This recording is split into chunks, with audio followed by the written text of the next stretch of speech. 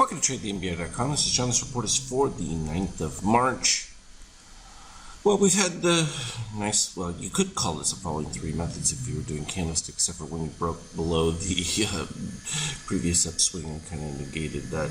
But the concept was the same here, is what we broke that 50%, supported off of 38% from an ES standpoint. It really has been, though, the NASDAQ that's been leading the case. We saw the short-term buyers jump in. You know, normal time we expect at the beginning of the month where new fund money comes in around the 5th or so. In fact, what date was that? Literally on the 4th. And started the move. The other day, retraced part of it again and pre-market buying it right back up. The NASDAQ has been the real story, though, because the weakness has been pretty expressed, and every time it attempts to make the move, even now, we're still below the 23%, so that's going to be the key target. The orange dipping positive, and we've had the crossover of green, so this flex of midterm buyers should be holding it up better than it has been. The shakeout is just a disaster as far as weakness goes, so it's got to really make an improvement there. But we have now made lower lows on higher extreme. That's something I definitely look for as a positive. I would expect to see that orange DOC here dip below and give the catalyst for a turnaround move. We can also see the decline of the magenta. We had started with the weakness that first broke back over here, which signaled the short, not to mention that we'd already been in a DOC spread since, right back over here, the peaks. And that just showed the breakdown confirmation, and what you're looking for here is that slight beginning of a tilt up with the magenta crossing. But now that the power mode 2 is so low, any turn back up on it effectively is going to create that buy crossover. And from a gold standpoint, again, not able to get anything going yet. We are still getting continued rumblings for inflation, and with these states opening up, it's going to be interesting to see how much they outperform the states that are still in lockdown. And it's going to be an interesting one to see if there's a dichotomy build up in there. But that would definitely be the inflation generator, except for, like we talked about before, during the Obama years, the mass increase of inflation really helps drive wages down. The other aspect to that is also oil and its rise. So those are the two elements that will really be the driving catalyst, but nothing suggesting a turnaround at this particular point. And from a Euro standpoint, again, the European Union, world of hurt, continuation of the Brexit talks, but this is mostly about the U.S. Potentially seeing outsized growth compared to, definitely the European bloc, no question about that.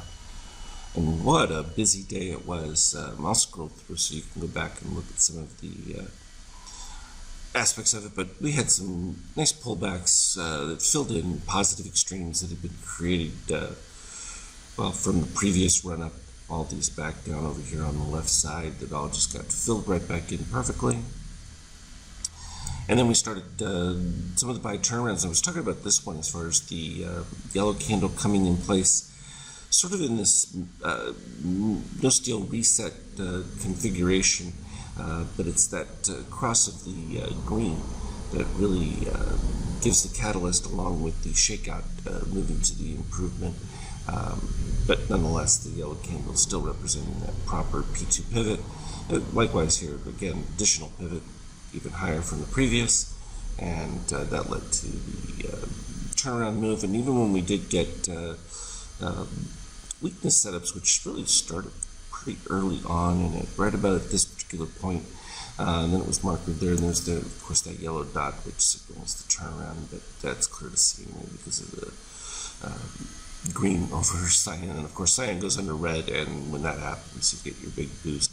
There were still plenty of little turnaround pop setups, but a lot of time with cyan under red early on, and then when we started to get up towards the peak, it just became a lot of noise at the very top for a while, and that was just about some of the liquidation taking place through there. And finally, it started to give back, well, those positive extremes that had taken place there, the ones that were earlier already been filled.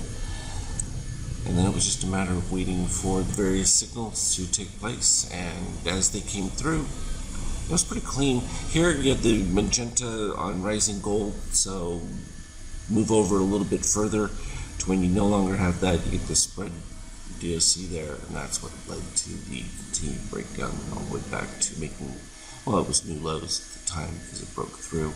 A couple of other little ones that tried to pop at the bottom of them, but not getting any Power Mode 2 confirmation. That's the next element adding into the yellow dots. Of course, they're only going to appear during short configurations anyway, and you won't even see the dots. It's just going to change the overall color.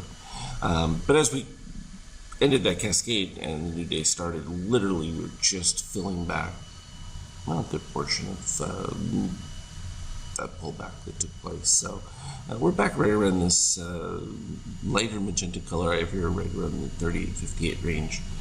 It's been sort of a mean range that we've been trading below and above for a little while here, so it's interesting that we just keep revisiting it.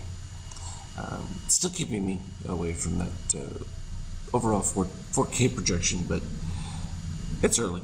Still plenty of time.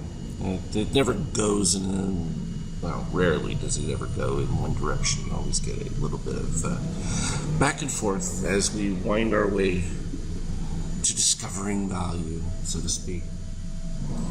As always, though, I will update you with anything new, and certainly put charts in the Skype chat as these happen. I was posting a bunch of different ones as they were taking place real time, so it was all fun.